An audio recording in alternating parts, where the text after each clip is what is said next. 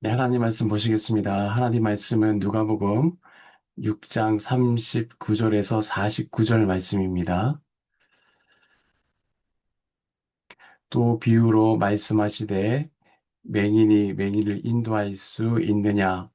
둘이 다 구덩이에 빠지지 아니하겠느냐? 제자가 그 선생보다 높지 못하냐? 무릇 온전하게 된 자는 그 선생과 같으니라. 어찌하여 형제의 눈 속에 있는 티는 보고 내 눈 속에 있는 들보는 깨닫지 못하느냐? 너는 내 눈 속에 있는 들보를 보지 못하면서 어찌하여 형제에게 말하기를 형제여 나로 내 눈 속에 있는 티를 빼게 하라 할 수 있느냐? 외식하는 자여 먼저 내 눈 속에서 들보를 빼라. 그 후에야 내가 밝히 보고 형제의 눈 속에 있는 티를 빼리라. 못된 열매 맺는 좋은 나무가 없고 또 좋은 열매 맺는 못된 나무가 없느니라. 나무는 각각 그 열매로 아나니 가시나무에서 무화과를 또는 찔레에서 포도를 따지 못하느니라. 선한 사람은 마음에 쌓은 선에서 선을 내고 악한 자는 그 쌓은 악에서 악을 내나니 이는 마음에 가득한 것을 입으로 말함이니라. 너희는 나를 불러 주여 주여 하면서 어찌하여 내가 말하는 것을 행하지 아니하느냐? 내게 나와서 내 말을 듣고 행하는 자마다 누구와 같은 것을 너에게 보이리라.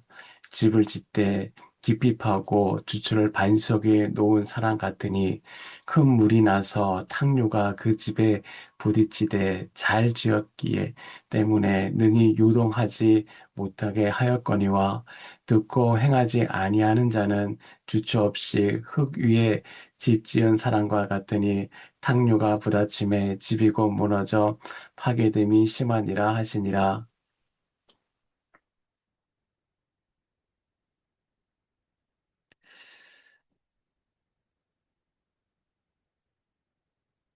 오늘 말씀은 누가복음 6장 39절에서 49절 말씀입니다. 음, 영화 파이널 컷에는 좀 섬뜩하지만 묘하게 우리 현실을 잘 나타내는 설정이 나옵니다. 이 영화 속에는 사람의 뇌에 칩이 심겨져서 태어날 때부터 죽는 날까지의 모든 순간이 한치의 오차도 없이 기록됩니다. 그리고 사람이 죽으면 편집자라는 그 커터라는 직업을 가진 사람이 그 인생의 영상을 가져다가 작업을 합니다. 남들에게 보여주기 싫은 부끄러운 장면, 숨기고 싶은 죄, 치명적인 실수는 가위로 싹둑 잘라내고 가장 아름답고 감동적인 장면만 모아 장례식장에서 추모 영상을 만듭니다. 그러면 조문객들은 그 완벽하게 편집된 화면을 보며 눈물을 흘립니다. 아, 이분은 정말 천사 같은 분이었네. 법 없이 더 살 뿐이었어. 라고 그 사람을 지켜 세우죠. 그런데 저는 그 영화 속 장례식 장면을 보면서 문득 예전에 교회 원로 목사님이었던 고 김복경 목사님의 모습이 겹쳐졌습니다. 어느 신실하던 권사님의 장례 예배가 마무리될 무렵이었어요. 모든 순서가 은혜롭게 끝나고 고인의 덕을 기리는 훈훈한 분위기 속에서 김북경 목사님이 갑자기 앞에 나가서서 이렇게 말씀하셨습니다.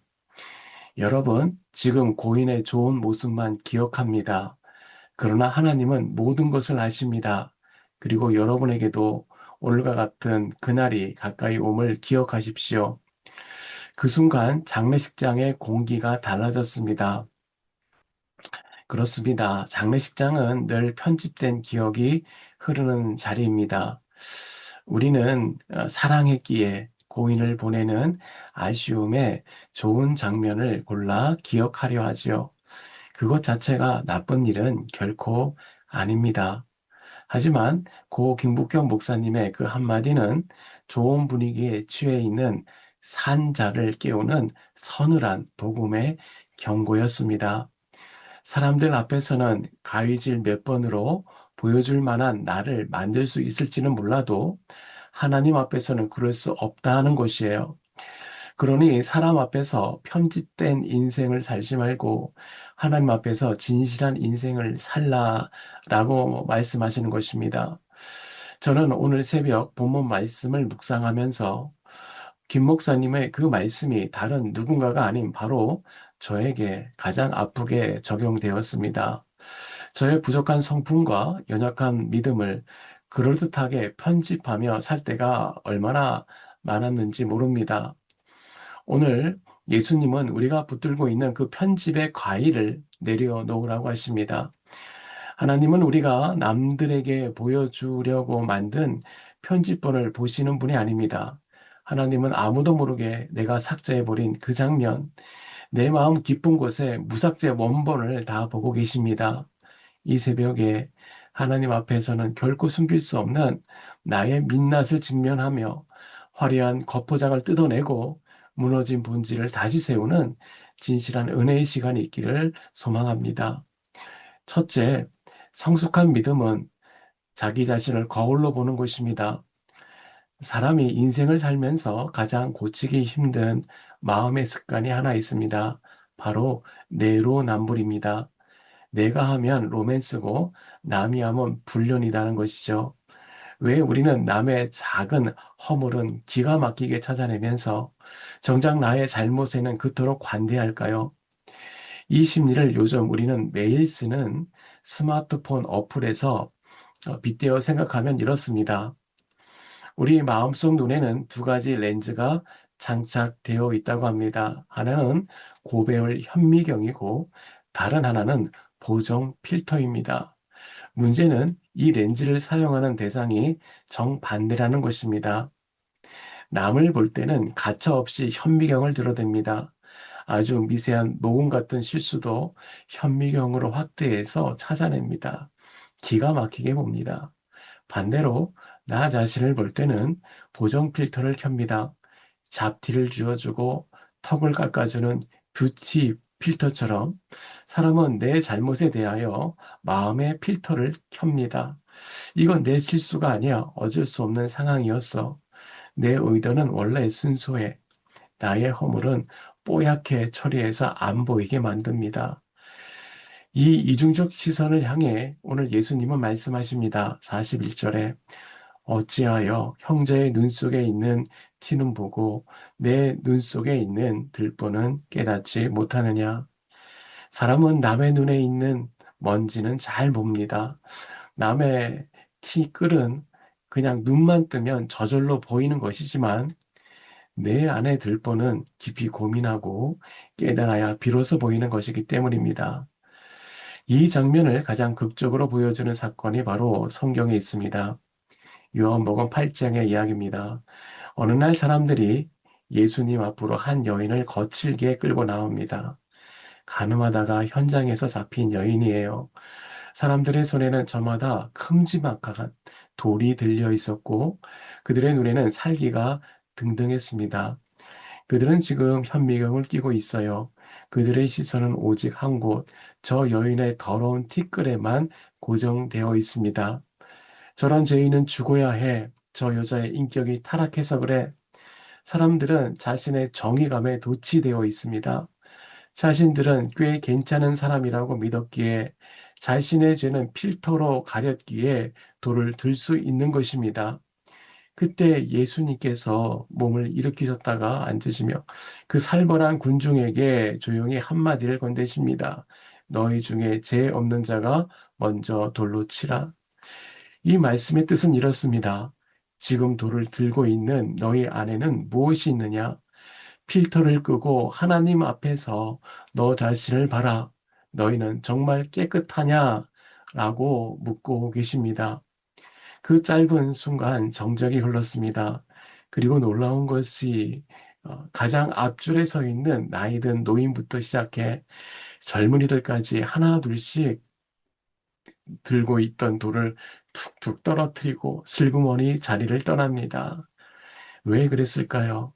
예수님의 말씀이 그들의 양심을 찔렀기 때문입니다. 예수님의 말씀에 남들 몰래 저질렀던 거짓말과 탐욕이라는 거대한 들보가 보이기 시작한 것입니다. 내 안에 들보를 보는 순간 남을 향해 들었던 비판의 돌은 너무나 부끄러운 것이 되었어요. 성숙한 믿음은 어, 사람을 위해 기도하며 내 안에 들보를 먼저 발견하는 것입니다. 그래서 남을 향해 들었던 손가락질을 멈추고 조용히 자기 자신의 가슴을 치며 회개하는 사람이 복 있는 사람입니다. 둘째로, 말과 행동은 내 마음의 현 주소입니다. 인간은 종종 누군가에게 상처 주는 말을 하고 나서 이렇게 변명합니다. 아이고, 미안해. 내 본심은 그게 아닌데 말이 헛나왔어. 그냥 말 실수한 거야. 우리는 말과 마음이 따로 놀 수 있다고 생각합니다. 그런데 오늘 예수님은 우리의 그런 기대를 아주 아프게 깨뜨립니다. 45절을 보십시오. 선한 사람은 마음에 쌓은 선에서 선을 낳고 악한 자는 그 쌓은 악에서 악을 내나니 이는 마음에 가득한 것을 입으로 말함이니라. 예수님의 진단은 명확합니다. 말은 실수가 아니에요. 말은 내 마음의 예고편입니다. 내 마음의 현 주소가 그렇습니다. 컵에 물이 가득 차면 누가 툭 쳤을 때 물이 떨어집니다. 컵 안에 커피가 들어있으면 물이 쏟아질 수는 없습니다. 우리의 존재도 마찬가지죠. 속에 있는 것이 밖으로 나오는 법입니다. 이 원리를 잘 설명해 주는 유명한 이야기가 있어요. 심리학자 웨인 다이어의 오렌지 이야기입니다. 어느 날 그가 강연 중에 오렌지를 하나 들고 청중에게 물었습니다. 여러분, 제가 이 오렌지를 손으로 힘껏 쥐어 짜면 무엇이 나올까요? 청중이 웃으며 대답합니다. 당연히 오렌지 주스가 나오겠지요. 그가 다시 짓궂게 물었습니다. 그럼 사과 주스가 나올 가능성은 없나요? 아니면 포도 주스는요?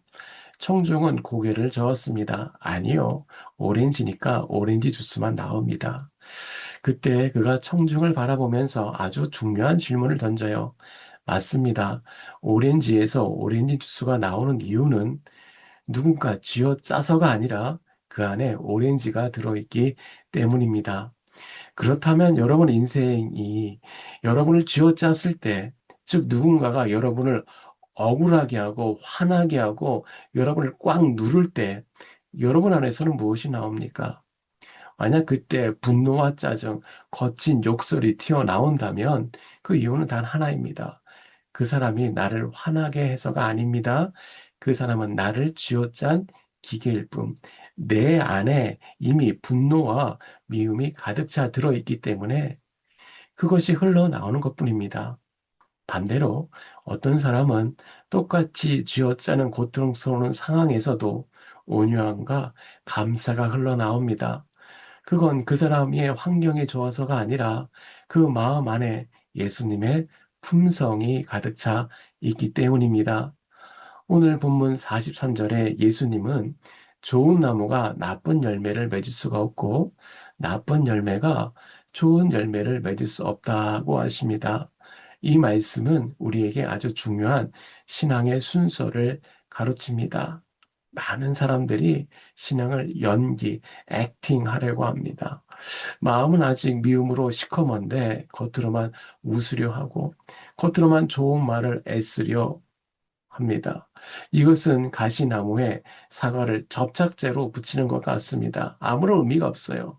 평온할 때는 사과나무처럼 보이지만 하지만 인생에 비바람이 치면 그 가짜 열매는 다 떨어지고 날카로운 가시만 앙상하게 드러납니다. 진정한 변화는 말을 예쁘게 고치는 기술이 아니라 마음을 고치는 근원에 있습니다. 나쁜 나무가 좋은 열매를 맺는 유일한 방법은 비료를 많이 주는 게 아니에요. 거름을 많이 주는 것이 아닙니다. 나무의 종자가 바뀌어야 합니다. 그러나 인간은 스스로는 좋은 나무가 될 수가 없어요. 우리는 본질적으로 죄의 뿌리를 가진 가시나무 같은 존재들이기 때문이에요. 그래서 우리는 예수님이라는 참 포도나무에 접붙임을 받아야 합니다. 내 노력으로 선한 척 연기하는 것이 아니라 내 마음에 예수님의 생명이 들어오고 날마다 성령의 은혜로 내 마음을 채워야 하는 것입니다. 그때 비로소 우리는 억지로 짜내지 않아도 누군가 나를 툭 건드리고 쥐어짤 때 자연스럽게 사랑의 말이 나오고 감사의 향기가 배어나오는 좋은 나무가 될 수 있습니다. 오늘 우리의 언어를 다시 한번 생각해 봅시다. 누군가 툭 건드렸을 때 무엇이 나옵니까? 만약 날카로운 독이 나왔다면 입을 틀어막기 전에 마음을 들여다 봐야 하는 것입니다. 아, 내 마음의 그릇에 지금 은혜가 아니라 독이 찼구나. 여러분, 그때 절망하지 말고 주님께 나아가서 기도하며 마음의 내용을 주님으로 채울 때, 말씀으로 채울 때, 저와 여러분의 삶에서 가장 자연스럽고 아름다운 성령의 열매가 주렁주렁 맺히게 될 것입니다. 마지막으로 믿음의 깊이는 평온한 날이 아닌 폭풍우 치는 날에 증명이 됩니다. 인간은 종종 착각합니다. 예배당 문을 나서며 아, 오늘 은혜 많이 받았다라고 말하면 그것이 곧 내 믿음의 실력이라고 생각합니다. 설교에 감동하고 눈물을 흘리면 내 신앙이 건강하다고 여깁니다. 물론 그런 면도 있어요. 하지만 오늘 예수님은 우리의 그런 안일함을 파고드십니다. 46절을 보십시오. 너희는 나를 불러 주여 주여 하면서도 어찌하여 내가 말하는 것은 행하지 아니하느냐. 주님은 말씀하세요. 듣고 고개를 끄덕이는 것, 감정적으로 동의하는 것은 믿음의 완성이 아닙니다. 그것은 단지 시작일 뿐입니다. 참된 믿음은 들려진 말씀이 교회 문턱을 넘어 나의 삶이라는 거친 땅에 심겨질 때에 비로소 완성되는 것입니다. 예수님은 이 본질을 집 짓는 사람의 비유로 보여주세요. 두 사람이 집을 지어요. 한 사람은 주춧돌을 놓기 위해 땅을 깊이 파고 반석에 집을 짓습니다. 다른 사람은 기초 공사 없이 흙 위에 뚝딱 집을 짓습니다. 햇살이 비치는 평온한 날에는 이 두 집이 차이가 보이지 않습니다. 오히려 땅을 파는 고단한 과정 없이 지은 집이 더 빠르고 화려해 보일 수 있어요. 평온한 시절 예배당 안에서는 누가 알곡인지 누가 축적인지 구별이 되지 않습니다. 그러나 주님이 말씀하세요. 탕류가 부딪힘에 인생에는 반드시 예고 없는 폭풍우가 몰아칠 때가 옵니다. 그때 비로소 드러납니다. 화려한 인테리어가 아니라 보이지 않는 땅속에 무엇이 묻혀 있는지 나타납니다. 저는 이 말씀을 묵상할 때에 이 말씀 속에 예전에 제가 살았던 마산 앞바다의 풍경이 떠오릅니다. 그때 그곳에는 바다를 메워 땅을 만들고 그 위에 고층 아파트를 짓는 대공사가 한창이었어요. 바다 위에 도시를 세운다니 내심 큰 기대를 하고 보았습니다. 그런데 참 이상합니다. 한 달이 지나고 두 달이 지나고 건물은커녕 땅도 제대로 보이지 않습니다. 세 달이 지나도 투력이 수십 대 왔다 갔다 하며 흙과 돌을 바다에 퍼붓는데 그 엄청난 양을 바다가 그냥 삼켜버리는 것 같았습니다. 겉으로 보기에는 여전히 출렁이는 물결뿐 아무런 변화가 보이지 않았어요. 지켜보는 제가 너무나 답답하고 아늑했습니다. 아니, 저 깊은 바다를 도대체 언제 다 메우고 아파트를 짓는다는 거야. 저 물렁한 갯벌위에 고층 아파트를 짓는 게 정말 가능한가? 공사가 진척되지 않는 것 같아 걱정이 될 정도였어요. 그런데 여러분, 그 지루한 시간이 지나고 기초가 다져지자 놀라운 일이 생겼어요. 어느 날 철골이 올라가기 시작하더니 정말 하루가 다르게 쑥쑥 건물이 올라가는 겁니다. 순식간에 바다 위에 웅장한 아파트 단지가 기적처럼 완성이 되었어요. 그때 저는 깨달았습니다. 아, 맨 땅도 아니고 흔들리는 바다 위에 건물을 올리려면 보이지 않는 물밑에서 훨씬 더 깊고 치열한 시간이 필요하겠구나. 제가 답답했던 그 몇 달간의 시간은 공사가 멈춘 시간이 아니라 출렁이는 파도와 뻘밭을 견뎌내기 위해 보이지 않는 바다 깊은 곳에서 기초를 심는 가장 중요하고 치열한 시간이었다는 것입니다. 이 공사 현장이 바로 주님이 말씀하시는 신앙의 기초를 보여줍니다. 마산 앞바다의 그 질척이는 갯벌과 출렁이는 물결은 어쩌면 인간의 연약한 본성과 닮았어요. 우리의 마음은 감정에 따라 하루에도 12번씩 출렁입니다. 욕심과 자존심으로 때로는 서러움으로 질척거리는 갯벌과 같아요. 그 불안정한 자아 위에 그 자아 위에다가 열심이라는 건물을 올리면 어떻게 되겠습니까? 태풍이 불면 순식간에 무너져 내릴 것입니다. 그래서 우리에게 필요한 것은 바로 영적 매립입니다. 덤프트럭에 쉴 새 없이 돌을 쏟아부어 바다를 메우듯 내 안에 물렁한 자아를 단단한 말씀의 반석으로 채워넣는 과정이 필요합니다. 이 과정은 참 힘듭니다. 돌을 아무리 쏟아 부어도 바다 위로는 티가 나지 않아요. 마치 돌이 물에 삼키워지는 것 같습니다. 우리의 순종도 그렇습니다. 말씀대로 한번 살아보려고 내가 참고, 내가 먼저 용서하고 정직하게 살아도 손해보는 것 같아요. 그런데 세상은 꿈쩍하지 않습니다. 나만 바보가 되어 세상에 삼키어지는 것 같습니다. 내가 이런다고 뭐가 달라지나 다 헛수고가 아닌가 싶어 답답합니다. 하지만 기억해야 할 것은 그 돌들은 사라진 것이 결코 아닙니다. 지금 보이지 않는 나의 내면 가장 깊은 바다에 차곡차곡 쌓여 인생을 떠받칠 거대한 집안이 만들어지는 것입니다. 이것이 바로 본문 48절에 말하는 땅을 깊이 파고 반석 위에 놓는 과정입니다.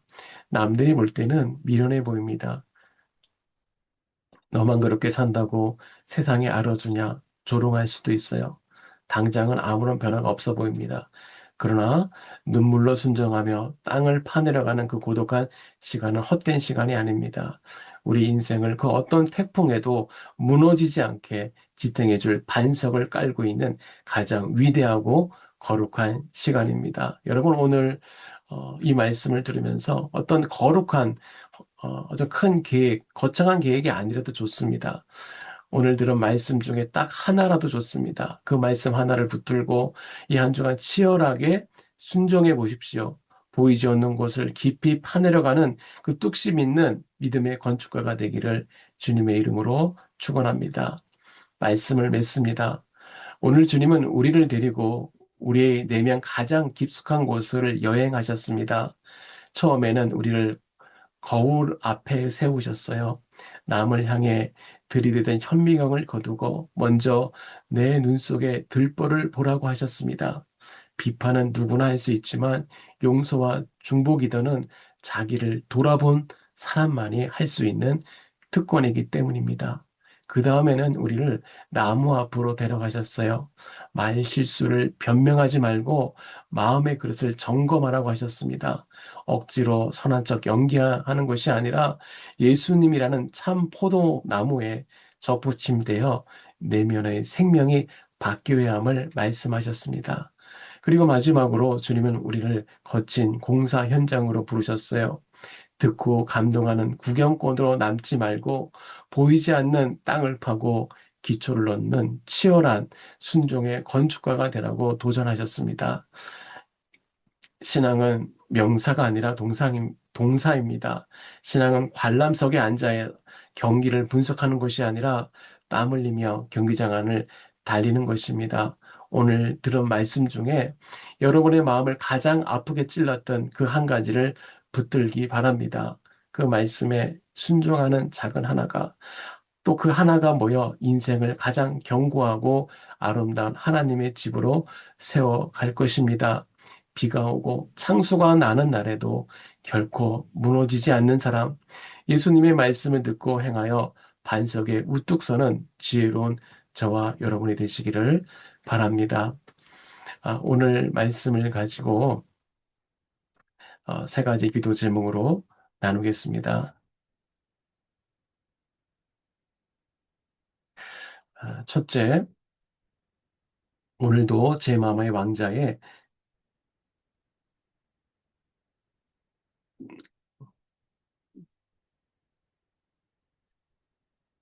이 기도 제목이 다릅니다. 제가 읽어드리겠습니다. 비판의 현명을 내려놓고 회개의 거울을 들여보게 하소서. 아, 우리는 남들에게 보이려고 신앙을 편집하고 포장하며 살았음을 주님 불쌍히 여겨주시고, 내 안의 들보를 먼저 보게 하시고, 어, 정직한 영을 허락하여 주셔서 이웃을 품는 국률의 사람이 되게 하여 주시옵소서. 두 번째로, 겉만 꾸미는 연기를 멈추고 내면의 예수의 생명을 채우게 하여 주시옵소서. 참 포도나무이신 예수님께 온전히 접붙임되어 우리 마음에 오직 예수님의 생명만, 예수님의 은혜만 가득 채워주게 하여 주시옵소서. 그리하여 우리의 인생이 예수님의 향기가 나타나게, 그 향기가 흘러나게 하옵소서. 세 번째, 듣기만 하는 구경꾼을 넘어 삶으로 나타내는 건축가가 되게 하여 주시옵소서. 비록 당장은 더디고 세상에 알아주지 않을지라도 말씀 하나를 끝까지 붙들고 살아내게 하여 주시고, 인생의 비바람과 폭우가 몰아칠 때에 결코 무너지지 않는 반석 위에 집을 짓는 지혜로운 성도가 되게 하소서.